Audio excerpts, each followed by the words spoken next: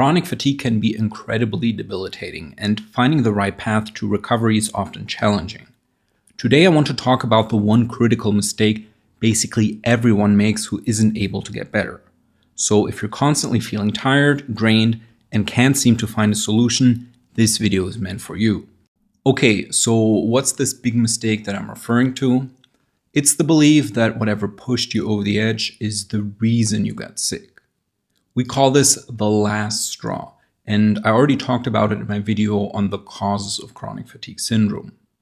Most CFS patients can pinpoint a specific event when they became exhausted, and often this is from one day to the next.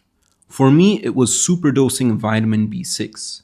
I had hormonal issues all my life and read that vitamin B6 was good for re-establishing hormonal balance. So I took a bunch of it, and within a few days, I completely collapsed.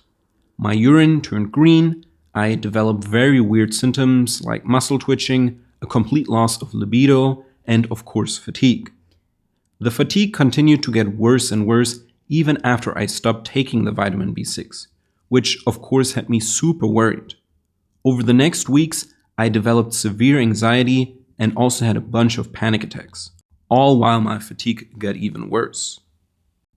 Now, your story will be different from mine, but I'm sure you also have some sort of last straw story after which your health declined rapidly.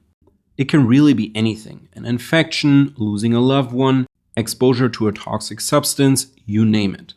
I've even heard of athletes that develop chronic fatigue after an especially stressful sport event like a marathon. The common theme is always some sort of traumatic experience that pushed them over the edge. What you have to understand is that chronic fatigue is always the result of certain chronic and certain acute factors coming together. I explain this in my chronic fatigue formula, where we look at chronic stress, chronic nutritional depletion, an acute traumatic experience, so the last straw I just talked about, and optionally also your genetic predisposition. The stress and nutritional depletion have been going on for years, but you often don't notice them. For example, we're often told that stress is just a normal part of modern life and you need to accept it. Nutritional depletion is similar. It doesn't show up on standard blood tests because nutrients aren't stored in the blood. And many people aren't aware of this, so they think they don't have any vitamin or mineral deficiencies, when in fact their bodies are very close to burning out. That means when someone crashes, the only thing they remember is the acute traumatic experience that pushed them over the edge. Again, this can be anything: an illness, an infection, a very stressful life event, you name it. The big mistake many people make is then to think that this last straw is the cause of their symptoms and their fatigue. They think that had they avoided whatever triggered their symptoms, they would be fine today. This is definitely not the case. Something else would have become your last straw a few weeks or months later, trust me. The reason this mistake is so consequential is because you end up trying to fix the last straw instead of all the chronic factors that led up to it. For example, there are countless chronic fatigue patients that crashed after an infection like the Epstein-Barr virus. This is very common. They treat the virus, which of course they should, but end up not getting better afterwards when it's gone, and they cannot figure out why. Their symptoms persist even when they're healthy on paper. This usually leads to a mindset of, I must be missing something, and when I find it, everything will be solved. This mindset keeps you looking for the one specific diagnosis, healing technique, product, or supplement, and you think, if I just find the right thing, then I will be healed. But chronic fatigue is a whole body illness. It happens when your body's tolerance to stress, nutritional depletion, and other factors like toxins comes to an end, which leads to a breakdown of your energy production. Now, don't get me wrong, there are helpful tests and diagnoses that were breakthroughs for me. Things like fixing your copper issues, understanding your methylation type, and treating sympathetic dominance. All these can be part of the condition and should be taken into consideration. But to recover, you need to understand how they work together and when you need to focus on what. Basically, the mindset change I want you to make is, instead of focusing on isolated symptoms and just your final straw, think about the underlying drivers and root causes of why you're fatigued, and then focus your energy on them and improve them one by one.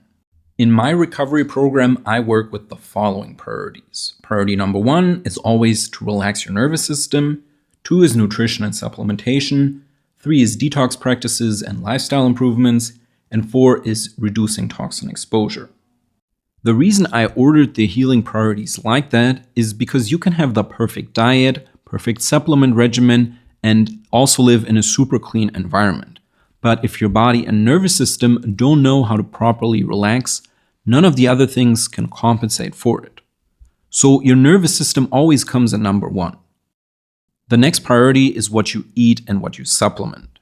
This is also crucial for recovery because the nutrients you consume are the building blocks for energy production, neurotransmitter balance, reducing inflammation, and other important biochemical processes for healing.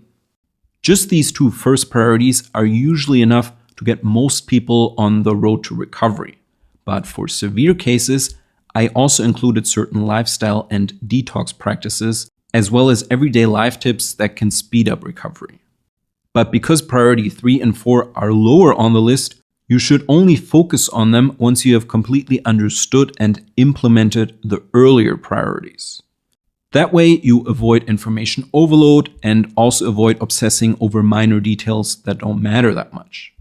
Again, the goal is not just to address symptoms, which often change and are difficult to interpret, but to create a balanced and healthy environment for your body to heal and get its energy back. Please don't fall into the trap of focusing only on your last straw, and instead build a strong foundation for your health and well-being. This is a little more work in the beginning, but it's so much more rewarding in the long run. I hope you liked this video, and I will see you in the next one.